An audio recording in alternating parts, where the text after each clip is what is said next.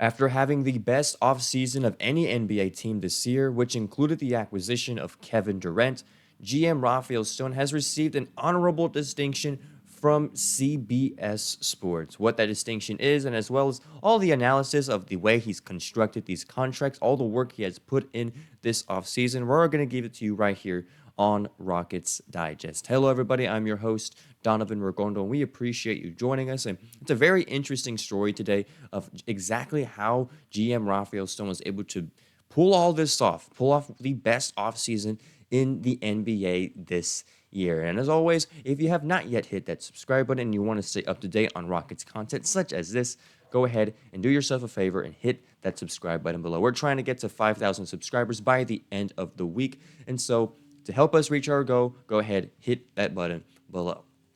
But all right, we're going to get into this article as this states right here. After a slew of moves, including a blockbuster trade for Kevin Durant, an extension for Jabari Smith Jr., and Fred VanVleet, the Rockets have been recognized as one of the top front offices on CBS Sports' NBA front office rankings by Sam Quinn.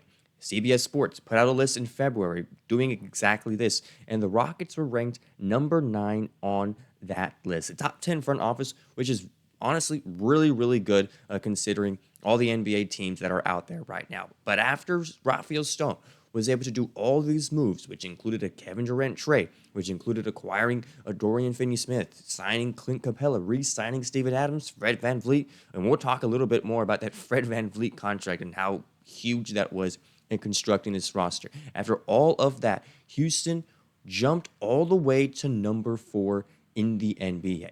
All the way to number 4. They have the 4th best front office in the National Basketball Association. And we're going to take you to what those quotes say right here, right now. Rafael Stone is the NBA's best negotiator. He not only convinced Alperen Şengün to re-sign at a number below the max, but also to take less than the maximum allowable 8% raises. Dorian Finney-Smith was the second best 3-and-D wing on the free agent market. How did Stone convince him to take only 2 guaranteed seasons? Now, what this basically means is that Rafael Stone was able to save so much money that would allow them to sign a guy like KD, sign some backup in, Dorian Finney-Smith, and, of course, getting Clint Capella. And just yesterday, or 2 days ago, getting Josh Okogie on the free market for $4 million less than he was supposed to get paid initially. And so when you consider all those things, this guy is working some magic. He's working that Stone magic and has produced this roster. And the quote just kept going because he did so much more. He said, quote, Steven Adams is on a descending salary contract.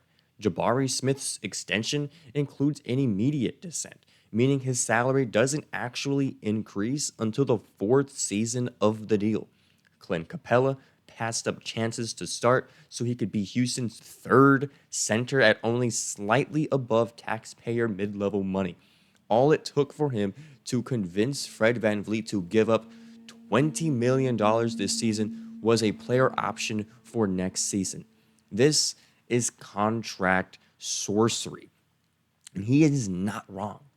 GM Rafael Stone was able to pull off all of this. I don't know how. That is a business degree. That is a business knowledge that I have no idea how you do that. But he was able to do all these things and slowly piece everything together, just like a giant Tetris puzzle. He was able to just connect all the pieces and just make sure that this roster was constructed. There's 14 guys on it right now, and it's looking really, really good. Because I haven't even mentioned that KD thing. He brought in the best scorer in possibly in NBA history to put this team to the next level. You get him, you get DFS, you get Clint Capella, you get Josh Okogie. The Fred VanVleet contract was huge in making all of this happen. That $45 million that he was supposed to get paid, GM Rafael Stone was like, hey, we know. We're just going to negotiate here and try to lower your salary. We'll sign you on for 2 more years, but we need to sign other players. We need to be a better team. I know that what we just did right now in the playoffs with Jalen Green, having the lackluster performance that he did, we have to change something. And so it all started with that Fred VanVleet contract. That contract was able to open up so many possibilities for the Houston Rockets, and including that Kevin Durant trade, right? Having the money to supplement that and trading away Jalen Green, trading away Dylan Brooks, and that 10th overall pick, which you really did not need, considering that pick would not have much playing time this season as well. Reed Shepherd and Cam Whitmore last year had struggled getting minutes, and so now Cam Whitmore's gone, which some say yay, some say nay. It was bound to happen. But now Reed Shepherd is put in a position of, hey, you were the 3rd overall pick. You're a backup point guard. We need you to be great. We need you to be fantastic. No ifs, ands, buts about it. You have to be good. And so now this roster is looking very deep, right? You have VanVleet. You still have Amen Thompson, who his potential is just off the charts. You signed Jabari Smith Jr. To a number that sounds like a lot, but when you consider how long it's for and the potential of Jabari Smith Jr., that is a great price. I think he's going to develop fine, especially working around KD. And so that number in about 3-4 years is going to look really, really good. We're going to look back at how Rafael Stone was able to negotiate that contract. We're all going to stand up and clap very, very loudly.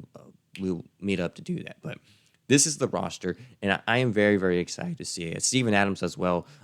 If you've watched the playoff game last season, you know Steven Adams was honestly, I called him the most valuable player of that series because he brought something that nobody else did, and so that is also fantastic to see him back wearing the Rockets red.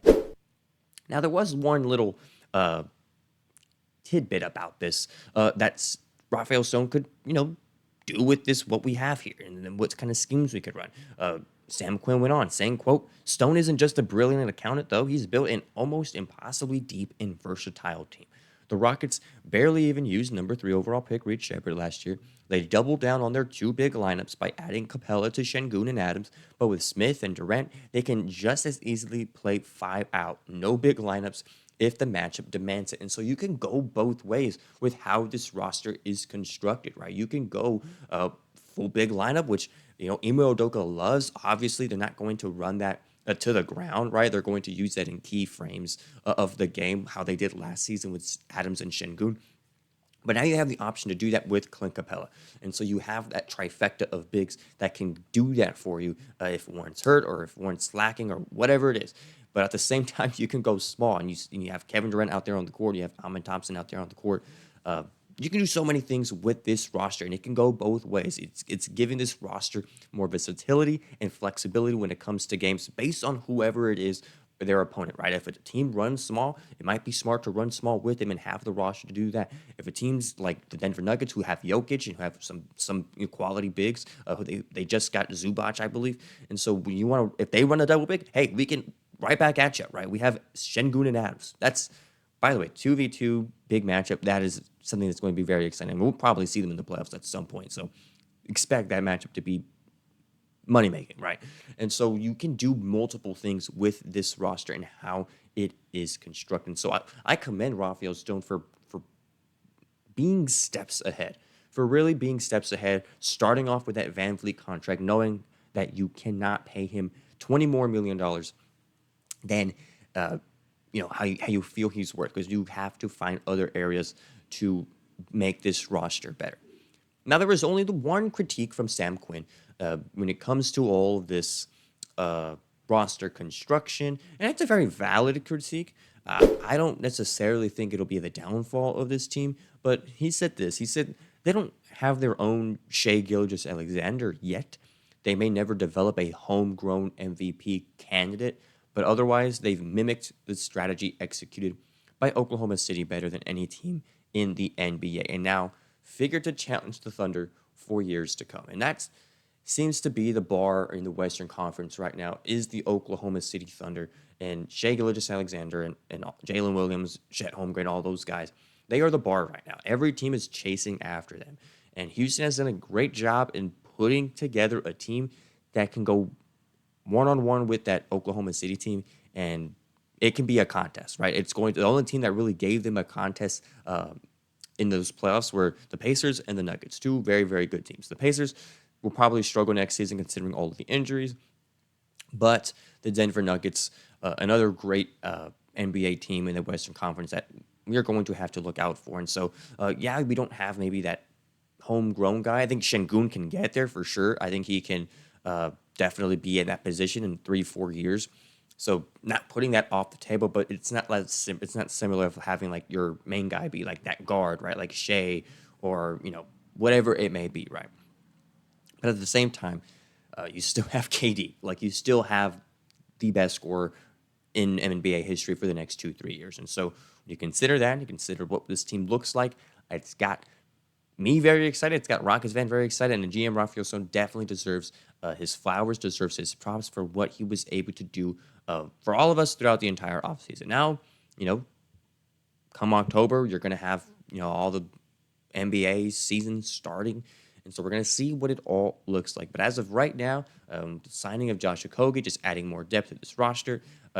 GM Rafael Stone, it seems as if he's done. It seems that like we can't really sign any players considering that first apron. And so it seems like this will essentially be the roster again. If anything changes, you're going to hear it here first on Rocket Site. Just full videos, all those things, updates for you guys right here. It's completely free. So go ahead if you want to and stay in the loop. Hit that subscribe button below. But that pretty much wraps up this video. Again, congrats to Rafael Stone on the work he's able to accomplish this offseason. And we'll see you guys on the next one. I'm Donovan Ricondo. Peace out.